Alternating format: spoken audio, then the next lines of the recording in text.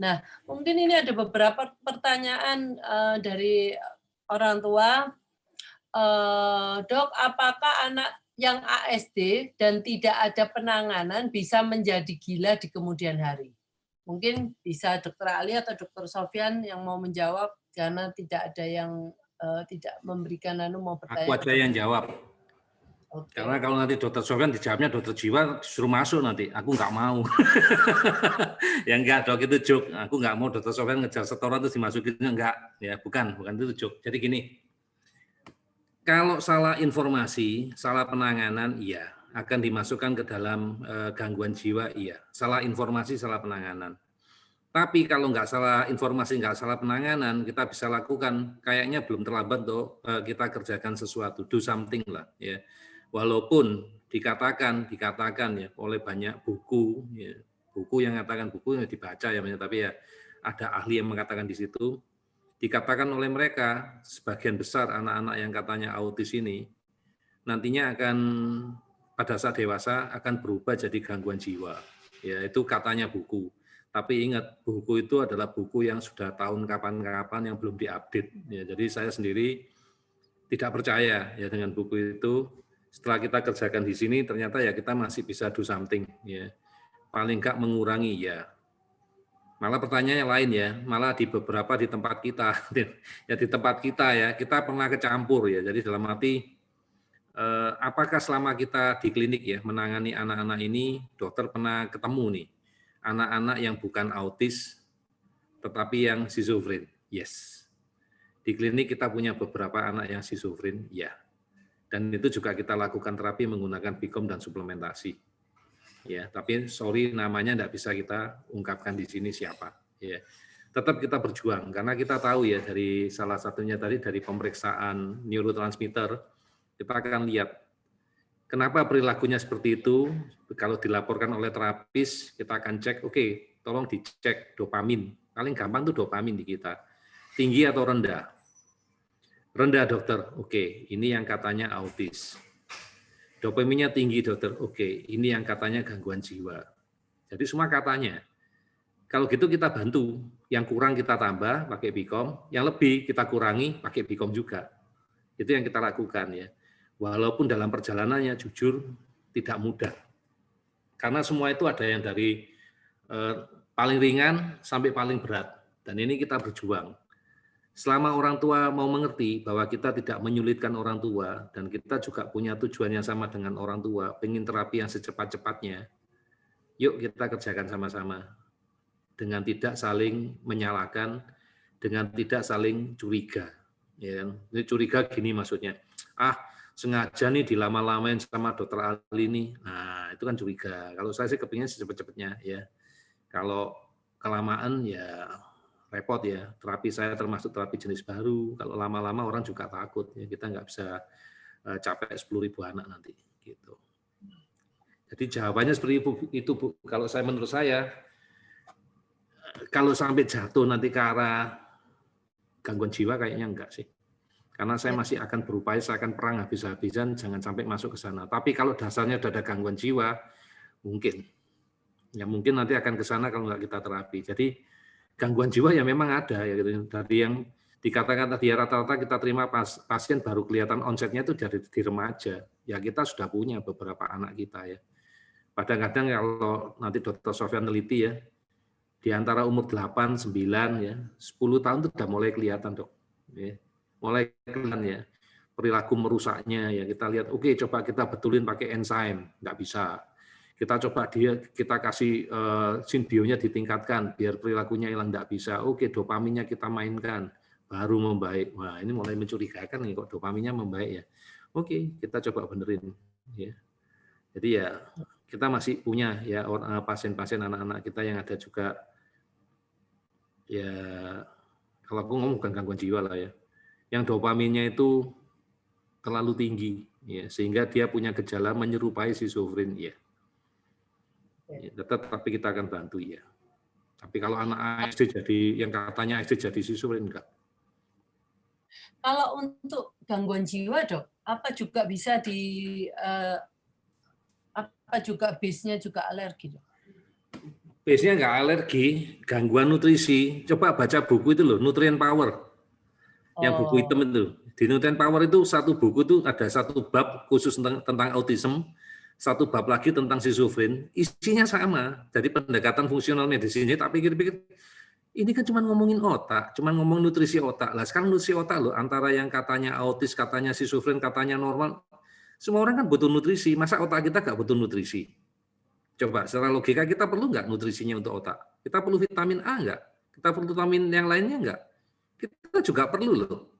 Cuman mungkin kebutuhan kita lebih seimbang. Kita bisa memenuhi kebutuhannya kita sehingga kita nggak kelihatan error. Maybe. Itu menurut buku, siapa yang namanya ya? Wells atau siapa gitu ya, Nutrient Power. Ya, itu ada bahasa Indonesianya itu. Ya. Iya. Ada di situ. Nah, ya, benar. ya. Yes.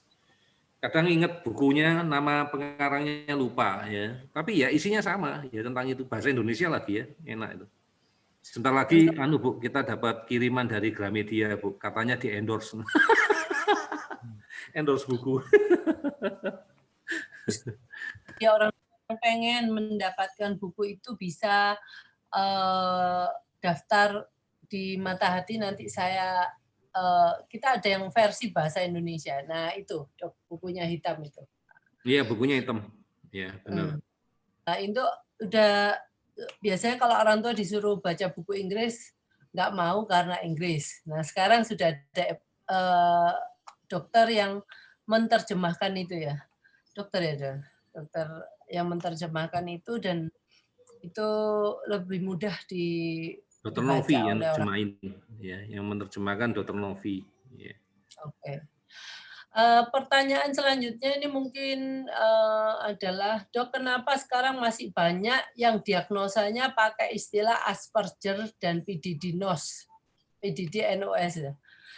Nah, seperti tadi Dr. Sofyan katakan bahwa untuk DSM-5 kan, mestinya udah nggak ada kata Asperger, semua di-blended menjadi satu spektrum autism ya. Jawabannya tetap sama, seperti aku tadi, Bu. Sama. Dominasi semua. Jawabannya sama. Kayak kamu kalau ketemu kasus apa langsung ngomong ASD, ngomong anak spesial. Itu kan udah di bawah sadar. Karena udah tertanam bertahun-tahun, jadi ya keluarnya itu. Untuk belajar sesuatu yang baru kan sulit. Ya kan, kalau aku tetap ditanya juga jawabannya tetap seperti itu. Terlalu banyak diganti-ganti lah, otak kita kan nggak mampu. Persis kalau kita ditanya ya, zaman dulu ya SD ya, SD. Nama presiden kita siapa? Yo kita tahu, diurut tahu, coba nama menteri. Zamane sopo namanya ganti. Ya enggak pernah tahu kita, enggak ada gunanya. Ya kayak masalah DSM ini. Ya kalau orang yang terlibat di bagian itu, misalnya Dr. Sofyan, ya pasti dia akan pakai yang paling akhir. Tapi kayak dokter-dokter kayak kami yang tidak sehari-hari bergelut di dunia itu, ya kita akan tahu ilmu yang lama yang tidak diupdate, yang sudah mendarah daging gitu loh. Itu jawaban dari saya. Gimana kalau menurut Dr. Sofyan? Nah, Dr. Sofyan mungkin punya,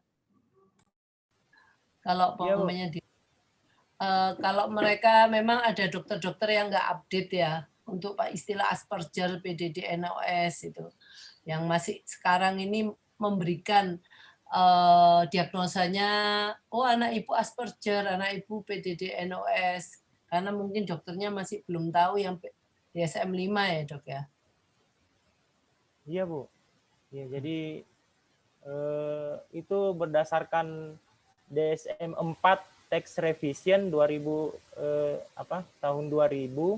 Nah, itu masih semuanya itu masih tergabung di kelompok gangguan perkembangan perpasif. Di situ ada 5, ada autisme infantil, kemudian ada Asperger, sindrom Asperger, kemudian ada sindrom Rett, kemudian CDD, Childhood sindrom Heller atau CDD, kemudian yang kelima itu PDD-NOS ya, Pervasive Developmental Disorder Non Otherwise Specified. Nah, jadi di DSM-5 tahun 2013 ya, nah, itu sudah dilebur semua antara Asperger, kemudian autisme infantil, kemudian PDD-NOS. Ya, jadi seharusnya ya kita berdasarkan konsensus itu DSM 5 2013 yang itu menggunakan satu istilah saja ASD. Cuma memang ASD ini ya di DSM 5 disebutkan bahwa itu bisa komorbid dia, tinggal disebutkan komorbidnya apa. Jadi ASD komorbid misalnya disability intelektual atau retardasi mental. ASD komorbid OCD, ASD komorbid depresi dan sebagainya. Jadi seperti itu. Oke, terima kasih Dr. Sofyan. Pertanyaan dari saya nih Dr. Sofyan sebagai orang tua.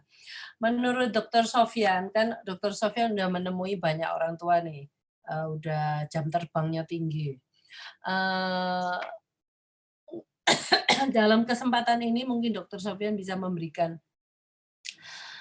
nasihat atau arahan.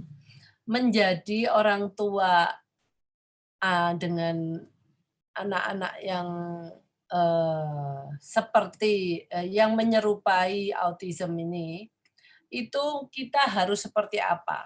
Nah, yang mungkin ada masukan dari orang tua, jangan bersikap seperti ini atau apa yang harus kita prepare-kan sebagai orang tuanya ini, orang tua yang harus menjalani begitu banyak proses yang harus dilalui untuk kesembuhan anak-anak ini. Ya, jadi memang ya, jadi orang tua yang mendapatkan masalah perkembangan seperti ini ya pada anaknya itu luar biasa memang ya reaksi emosional yang dia rasakan ya. Jadi banyak hal ya dia, apalagi kalau ketemu sama dokter yang langsung memberikan diagnosis seperti tadi ya, yang dikatakan bahwa nanti anaknya itu akan mengalami retardasi mental, kemudian ya perkembangannya itu ya tidak akan sembuh dan sebagainya. Jadi orang tua itu tentu akan ya sedih, kecewa, marah dan sebagainya ya. Jadi aktivitasnya itu jadi sulit beraktivitas seperti sebelumnya ya, merasa keluarganya tidak normal karena ada anaknya yang seperti itu. Jadi stres ini ya menimbulkan menjalar bukan hanya pada dirinya tapi juga pada keluarga ya. Jadi keluarga inti maksud saya, pada saudara si anak yang spesial ya. Nah, belum lagi kesulitan yang lain ya, bagaimana beban ekonomi dirasakan karena memang harus terapi ya. Jadi peran orang tua ya seharusnya ya itu tadi harus mencari segera layanan yang sesuai ya. Jadi dia tidak hanya berperan sebagai pendamping tapi juga sebagai guru ya. Jadi bagaimana dia mentransfer ketika melakukan terapi melanjutkan di rumah. Jadi dia guru juga di rumah ya, pemberi kasih sayang sebagai advokat ya. Ya, bagi anaknya. Jadi seperti itu. Orang tua juga memahami ya, terus-menerus mengupdate informasi ya, pengetahuan khusus ya terkait dengan keterampilan apa yang harus dimiliki ya untuk menangani anak spesial seperti ini ya, menjalani berbagai pelatihan pelatihan komunikasi, utamanya komunikasi ini Bu. Komunikasi yang utama ya, bagaimana memperbaiki perilaku komunikasi, cara berkomunikasi ibu berinteraksi dengan anaknya.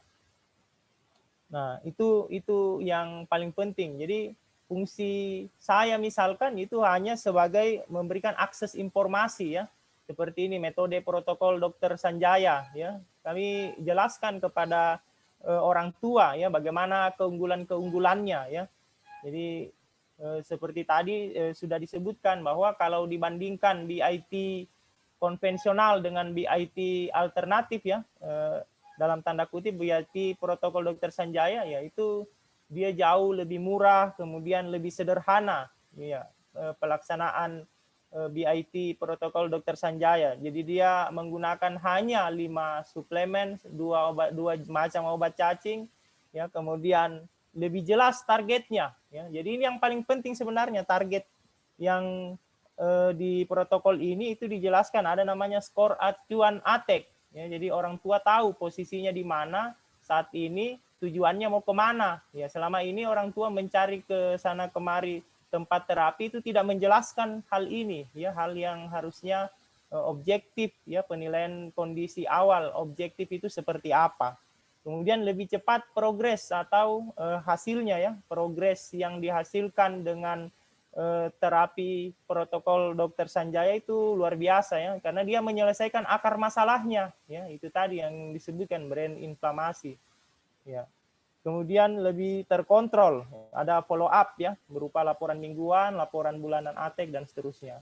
Jadi seperti itu. Jadi ya, saran saya ke orang tua, ya, jangan menunda-nunda lagi, ya, segera melaksanakan terapi bagi anak spesialnya, ya. Jadi tadi terapi biomedis, ya, termasuk juga terapi non biomedis, karena ini tidak bisa dipisahkan, ya. Terapi biomedis tadi, ya, dengan suplementasi, BICOM dan sebagainya. Kemudian ya terapi perilaku juga ini sangat penting. Jadi itu dua sisi mata uang yang tidak bisa dipisahkan, harus dua-duanya jalan. Jadi seperti itu. Ya, itu saja mungkin, Ibu.